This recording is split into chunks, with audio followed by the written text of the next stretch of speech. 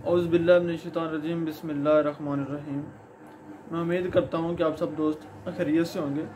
दोस्तों, आज का जो मेरा टॉपिक है वो ये है कि हमारे दांतों की सफाई का हमारी ज़िंदगी में, हमारी सेहत में क्या असरात हैं। तो दोस्तों, एक तहकीक में ये साबित हुआ है कि जो लोग अपने दांतों की सफाई रोज़ाना की बुनियाद पर करते हैं वो दूसरे लोगों की निस्बत ज़्यादा ज़िंदगी पाते हैं। तो जो लोग कभी भी कभार या दांतों की सफाई नहीं करते वो दूसरे लोगों की निस्बत जल्दी मर जाते हैं। और इसके अलावा दांतों की सफाई ना करने से हमारे जिस्म में बहुत सी बीमारियां मज़ीद पैदा हो जाती हैं, जिससे मोस्टली हमारे मैदे के बीमारियां हैं।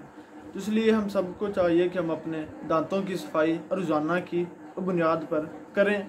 और मैं इंशाल्लाह आपको नेक्स्ट वीडियो में बताऊंगा कि हमने दांतों की सफाई किस टूथपेस्ट से करनी है। तो इसी के साथ अल्लाह हाफिज़।